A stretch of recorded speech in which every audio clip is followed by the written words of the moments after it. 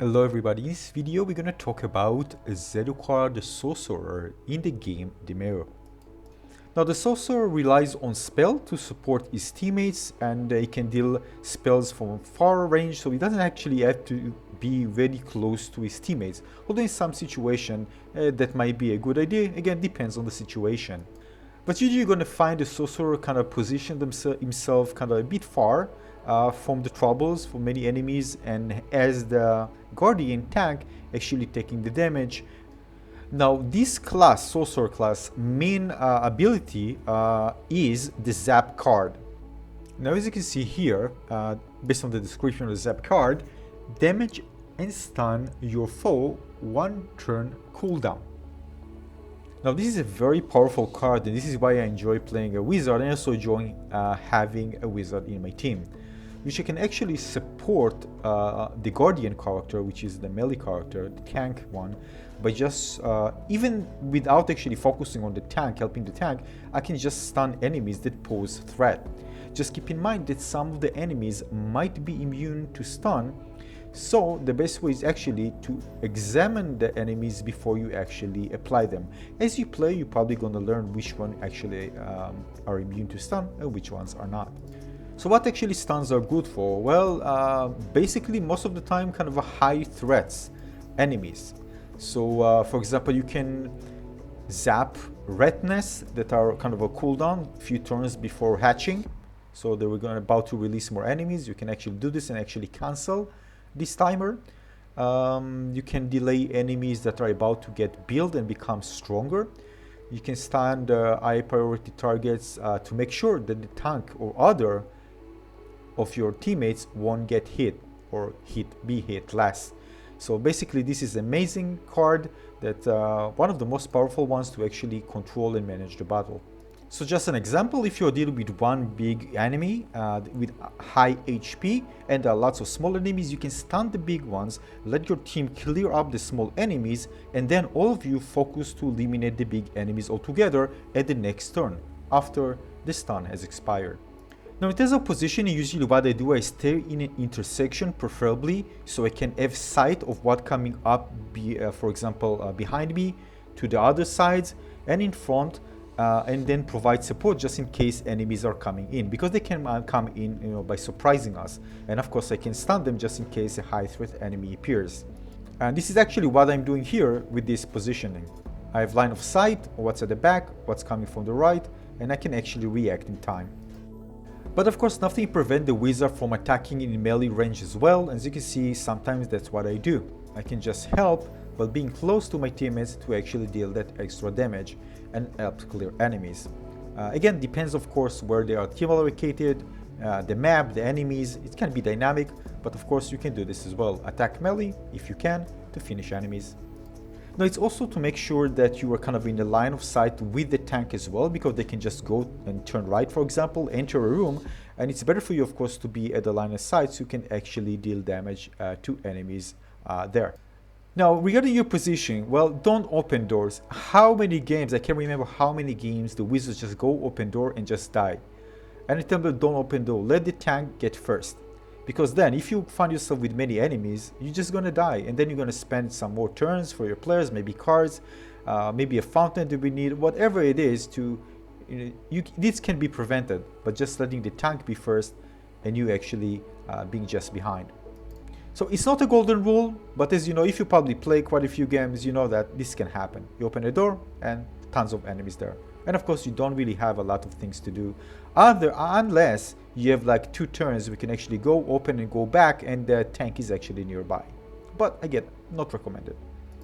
But of course, if you don't have really anything to do and there are some chests and gold and you're close to them, well, you can actually tag them, nothing wrong with it. Of course, the game is very dynamic and it changes, so there are situations where you say, alright, why not? It's actually, for example, in this situation, it's very easy for the tank. We already know there's nothing there in this area, or nothing threatening, so we can just go grab the coins, open the chest, and actually it's a good one because I can provide my teammates with extra support because of the extra card. And this is especially true if you have the extra turn, the card that you can use to use it. I don't have it now, but if you get an extra turn, you can kind of be more flexible with your maneuvers.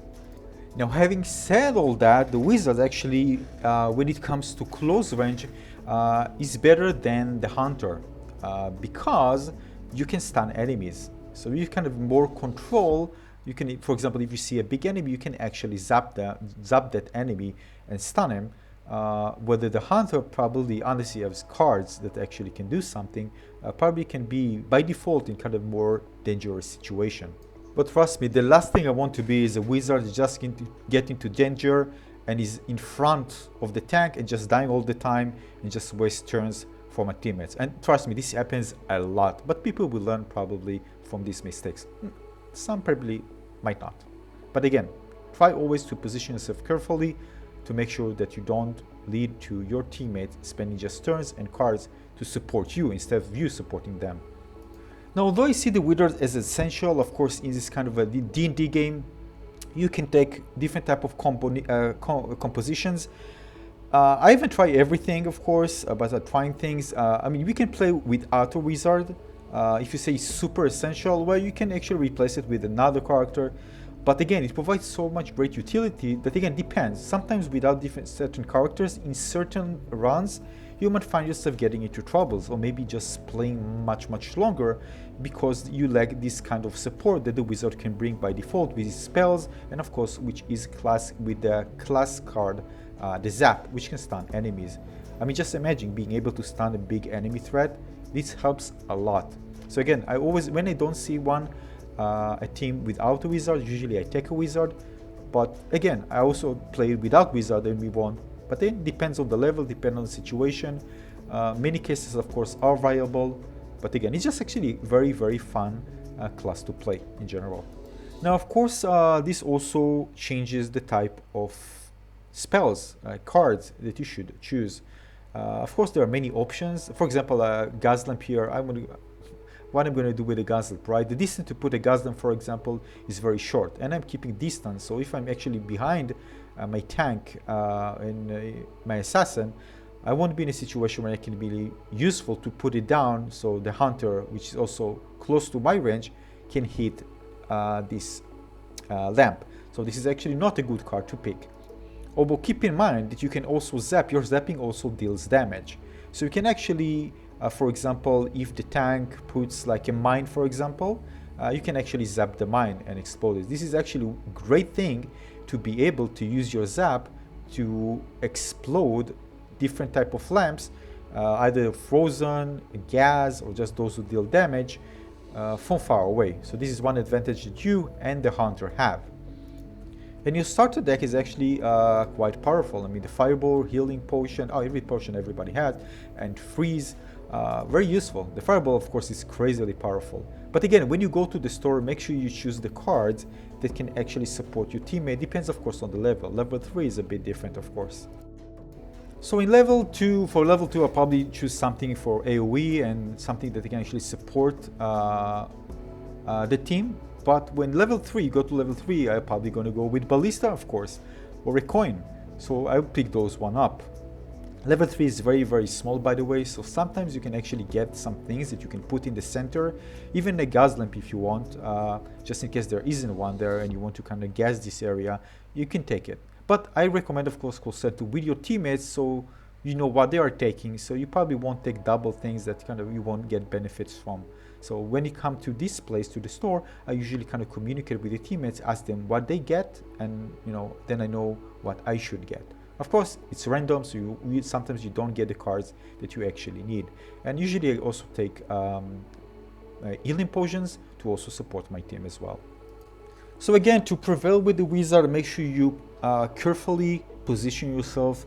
Make sure, if you can, to reveal paths so you can actually defend from as much direction as you can, because again, you can actually stun enemies. Even if they're flanking around, you can actually stun them and give more time for your players to get an extra turn to clear enemies and then focus on the threats at other locations. Of course, make sure, although players can see the entire map, make sure if you see an enemy, just call it, because sometimes people are focusing, maybe zooming in on a certain area as not paying attention to what's coming, the threats that are coming from other direction. Now the last thing, and it's important, make sure you communicate with your teammates, because you can combo with them and do some crazy stuff.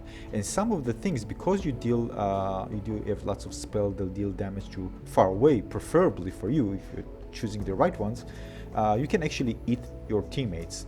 So make sure you kind of you are aware of the chain of events that can happen if you trigger something. Another thing is you can just combo. For example, if the tank says he puts there, for example, a mine, and you can ask the hunter or you to actually shoot it on your turn. Of course, there are many ways you can actually do this. It's very situational, but just pay attention, because you can actually provide this type of unique combo that can deal lots of damage and help you eliminate a group of enemies very, very fast. So sometimes choosing the right cards for this, communicating with your teammates, so you have kind of a cards that can synergize well together, can be great. So this is it for this video. Hope you find this one useful. Of course, I'm going to share more information when I get more experience. I'm going to make more advanced tips for players playing the Sorcerer. Again, if you like it, consider subscribing to my channel and give this one a little like. That helps a lot. And please comment and tell me what you think about the Sorcerer, if you like it, and if you have other tips for other players, let us know in the comment section below. Again, thanks for watching, everyone. Spooky Fairy out. See you soon. Cheers. Bye-bye.